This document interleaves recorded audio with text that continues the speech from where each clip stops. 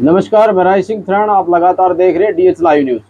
DH live news की लगातार सीधी तस्वीरें आपको दिखाएंगे। जैसा कि काफी समय से इंतजार था लोगों को कि कांग्रेस पार्टी कब टिकटों का वितरण करेगी, और टिकटों का वितरण लगभग हो चुका है। 31 सीटों पर कांग्रेस पार्टी ने अपने उम्मीदवारों को उतारा है। तो हमारे साथ हैं राजनीतिक विश्लेषक श्याम एलाव जी। श्याम एलाव जी, आपका स्वागत है। जी धन्यवाद। तो बताइए कि कांग्रेस पार्टी ने काफी समय के बाद भाजपा की जो 67 सीटों का वितरण हो चुका था, उसके बाद आज सीटों का टिकट का वितरण किया है, तो उसमें आपका क्या कहना है आज का? देखिए, काफी समय से जिस तरह से भाजपा ने काफी इंतजार कराया, कांग्रेस पार्टी ने भी टिकट वितरण के मामले में काफी इंतजार कराया है, और इस इंतजार के बावजूद भी कुल 90 विधानसभा टिकटों में से केवल 31 टिकटें जो है आज जारी की गई हैं। और इस जो टिकट वितरण किया गया है, इसकी खास बात यह है कि इन 31 जो टिकट वितरण किए गए हैं उनमें ज्यादातर जो है वो सिटिंग विधायकों को रखा गया है। इस जो टिकट वितरण का कार्य किया गया है, इसमें अगर हम बात करें तो कालका से प्रदीप चौधरी हैं, नारायणगढ़ से शैली चौधरी हैं, सदराना से रेणु बाला है, रादौर से जो है बिशन लाल सैनी है, लाडवा से मेवा सिंह है, शाहबाद से रामकरण है, नीलोखेड़ी से धर्मपाल गोंदर है, असंध से शमशेर सिंह गोगी है, समालखा से धर्म सिंह छोकर है, यही नहीं खरखोदा से जयवीर सिंह है, सोनीपत से सुरेंद्र पवार है, गोवाना से जगबीर सिंह मलिक है, बड़ौदा से इंदुराज नरवाल है, जुलाना से विनेश फोगाट है, सफीदों से सुभाष गांगुली है, यही नहीं कलावाड़ी से जो है शीशपाल सिंह है, डबवाड़ी से अमित सिहाग है। इसके अलावा अगर बात करें अन्य सीटों की तो गढ़ी सांपला कलोई से भूपेंद्र सिंह हुड्डा है, रोहतक से भारत भूषण बत्रा है, कलानौर से शकुंतला खटक है, बहादुरगढ़ से राजेंद्र जून है, बादली से कुलदीप वत्स है, झज्जर से पूर्व विधायक गीता बुक्कल है, पूर्व मंत्री भी रहे हैं, बेरी से पूर्व विधानसभा डिप्टी स्पीकर वीर कादयान को ही रखा गया है, महेंद्रगढ़ से रावदान सिंह है, रेवाड़ी से चिरंजीवी राव है, नू से आफ्ताब अहमद है, फिरोजपुर झरका से मामन खान है, पुनाना से मोहम्मद इलियास है, होडल से जो है उदय भान है, और फरीदाबाद एनआईटी से नीरज शर्मा को रखा गया। कुल मिला के अगर जो ये टिकटों की हम बात करें तो इन सभी टिकटों में जो है पूर्व विधायकों को शामिल किया गया है। इसका मतलब ये है कि जो कांग्रेस की पहले शैली रही है सीटिंग और गेटिंग की, इस बार भी उसी को अपनाया गया है जो पहली लिस्ट जारी की गई है। तो कुल मिला के इस लिस्ट में सीटिंग और गेटिंग के फॉर्मूले को रखा गया है। इस बार जो लिस्ट आई है इसमें एक विशेष बात सामने और निकल के आ गई है कि जो कहा जा रहा था कि जो कुमारी शैलजा को लेके या दीपेंद्र को लेके या सुरजेवाला को लेके या अन्य जो नेताओं को लेके कि जो सांसद हैं, उन सांसदों को विधायक का टिकट जो मांगने के लिए कह रहे थे कि जो सीएम की लाइन में है, अब वो इस जो लिस्ट के बाद इसके साथ साथ एक सूचना और आई है कि जो वर्तमान में सांसद हैं उनमें से किसी को भी टिकट कांग्रेस पार्टी द्वारा नहीं दी जाएगी। तो जो ये आज जो लिस्ट जारी की गई है ये सिटिंग और गेटिंग के आधार पे है।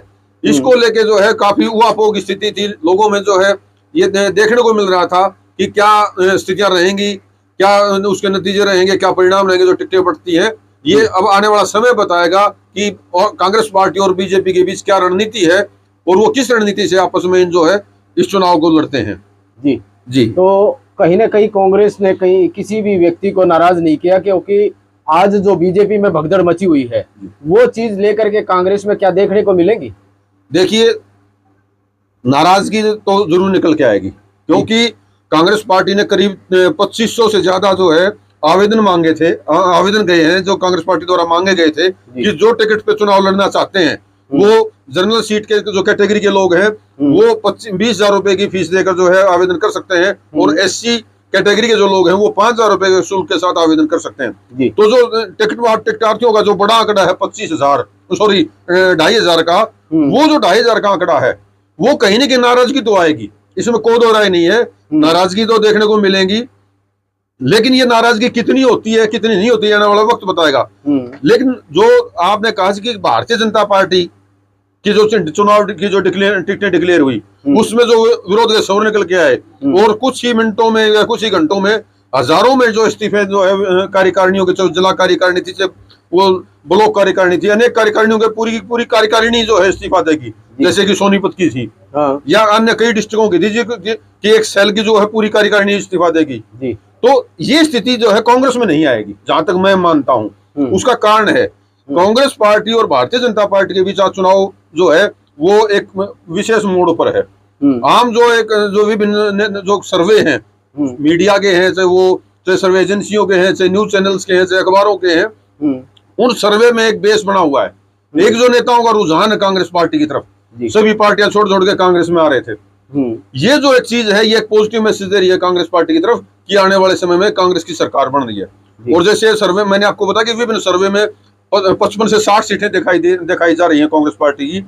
वो जो चीजें हैं वो कहीं ना कहीं मनोबल जो है, जो टिकटार्थी हैं, उनको ऊपर एक प्रेशर क्रिएट करेगा कि अगर हम आज बागी होते हैं, आज हम जो अपना विरोध दर्ज कराते हैं या वो आजाद उम्मीदवार के तौर पर खड़ा होते हैं, तो आने वाले समय में जब कांग्रेस पार्टी की सरकार बन जाएगी तो कहीं ना कहीं उनको उसका नुकसान उठाना पड़ेगा जो आज विरोध करेंगे। तो ये एक जो फैक्टर है, ये कहीं ना कहीं इस विरोध को जरूर कम करने का काम करेगा। जी, ये जो 31 सीटें आज डिक्लेयर की गई है कांग्रेस पार्टी ने, इसमें नए कैंडिडेट कितने हैं? देखिए, इसमें अभी तो मैंने जैसे आपको कहा कि ज्यादातर जो विधायक है वो सिटिंग एमएलएज हैं जी। तो इस जो सिटिंग एमएलएज के अलावा चंद ऐसे ही जो टिकटें हैं जो नए को दी गई है, लेकिन अभी नए की और पुराने की स्थिति नहीं है। अभी जो सिटिंग और गेटिंग के विषय जो बात कही जा रही है, और जो कांग्रेस की जो है पुरानी नीति रही है कि जो पूर्व विजेता है, जो पूर्व विधायक है, उसको ही विधायक का आगे का टिकट दिया जाए। नहीं तो बहुत से विधानसभा क्षेत्र ऐसे हैं जहां पे अनेक युवा चेहरे जो है वो टिकट की आस में बैठे थे। जी श्यामलाल जी, इसमें कांग्रेस पार्टी ने किस को ज्यादा तवज्जो दी है, विधायकों को या एमपीओ को? देखिए, जो ये लिस्ट आई है इसमें सिटिंग और गेटिंग फार्मूला का अपनाया गया है। इसमें सभी सिटिंग एमएलएज को जो है वो टिकटें दी गई हैं। लेकिन एक बात देखने वाली जरूर है कि ये जो सिटिंग एमएलएज हैं, इनको जो टिकटें दी गई हैं, इसका एक अर्थ ये जरूर निकल के आता है इस लिस्ट के अनुसार कि जो जैसे था उसको उसी रूप में अपना लिया गया है। यानी कि ये कहा जा रहा था कि शैलजा की ज्यादा चलेगी जी, या रणदीप की ज्यादा चलेगी, या हुड्डा साहब की ज्यादा चलेगी। फिलहाल जो टिकटें बांटी गई हैं उनमें बैलेंस दिखाई देता है कि जो सीटें हैं वो ज्यों की त्यों जो आगे बढ़ी हैं। अगर हम विनेश फोगाट को देख लें, या एक दो चेहरे और हैं जो नए आए हैं, और उनकी सीट के ऊपर कोई संशय वाली स्थिति भी नहीं थी। इसलिए जो है इसमें ज्यादा फेरबदलाव की और चीजों की नहीं महसूस होती। लेकिन आने वाली जो सीटें हैं उनके लिए कयास लगाए जा रहे हैं कि इस बार कांग्रेस पार्टी ने सभी जो बड़े नेता हैं उनको साधने का काम किया है, और उनको लगभग खुली छूट देने का कार्य किया है कि आने वाले समय में उनके हर एक आदमी के जो उनके जो समर्थक हैं या उनके जो है साथी नेता हैं जो विधानसभा टिकट चाहते हैं, वो उनको जिता के ला सकें। तो ये सिटिंग और गेटिंग के साथ ही अभी एक नई चीजें निकल के ये भी आ रही हैं कि आने वाले समय में जो टिकटों का और वितरण होगा उसमें सभी बड़े चेहरे जो हैं प्रदेश के कांग्रेस पार्टी के, उन सभी को तवज्जो दी जाएगी ताकि किसी भी प्रकार की कोई कमी ना रहे। जी श्याम जी, इसमें कांग्रेस पार्टी की जो बाकी बची सीटें हैं उनको कब तक आने की संभावना? देखिए, आज जो लिस्ट जारी हुई, जैसे मैंने आपको बताया कि सभी 28 विधायकों को सिटिंग और गेटिंग का फायदा दिया गया है। इसके अलावा रामकरण, विनेश फोगाट और गोंदर, ये जो है ये नए नाम आए हैं सामने कि इनको जो है नई तवज्जो दी गई है। बाकी सभी सिटिंग और गेटिंग के मामले में है। बाकी आप जो बात करें, पूछ रहे हैं कि अगली लिस्ट के बारे में क्या बात है, तो सूत्रों से जानकारी मिल रही है कि अगली जो सूची है विधानसभा टिकटों की, वो कल सुबह 11 बजे तक आने की संभावना रखी गई है। बाकी अभी कांग्रेस पार्टी मंथन और चिंतन कर रही है, और शायद ये फीडबैक भी लेगी कि ये जो टिकटें की दी गई हैं सिटिंग और गेटिंग की, इसके बाद विरोध के स्वर कितने आते हैं, या उनके जो है बगावत कितनी होती है, आजाद उम्मीदवार के तौर पे कितने उतरते हैं, ये देखने वाली बात होगी। अभी अगर हम बात करें, सोशल मीडिया पे एक बात चल रही है कि कुछ क्षेत्र ऐसे हैं जहाँ पे जो है टिकट वितरण के साथ ही या उससे पहले ही जो है कुछ लोगों ने सोच लिया कि उनकी टिकट नहीं है। जैसे बहादुर से राजेश जून है जी, उनके जो होर्डिंग जो है वो शेयर किए जा रहे हैं कि उनको पहले ही आभास हो गया कि उनकी टिकट नहीं है, राजेंद्र जून को मिलने जा रही है। इसलिए उनके होर्डिंग से चौधरी भूपेंद्र सिंह हुड्डा, दीपेंद्र हुड्डा, व अन्य कांग्रेसी नेताओं के जो है वो फोटो गायब हो गए हैं, और अब उनके फोटो जो होर्डिंग लगे हैं उनमें ये लिखा गया है कि 11 तारीख को राजेश जून अपना नामांकन करेंगे, नामांकन पत्र भरेंगे, और सभी स्थानीय लोग उसमें शामिल हों। जी, इसी तरह से अन्य दूसरे एक दो जगह से और ये चीज निकल के आई है। तो कहीं लेकिन कहीं विरोध के स्वर तो उठने देखो लगे। ये तो इतनी बड़ी स्टेट है जी। और उस स्टेट में भी एक से एक जो है बड़े धुरंधर जो है नेता है। और जैसे मैंने राजेश जून को बताया, वो अपने आप में एक बहुत बड़ी अच्छी शख्सियत है। वो एक अच्छा खासा प्रभाव रखते हैं भादुड़ी विधानसभा क्षेत्र में।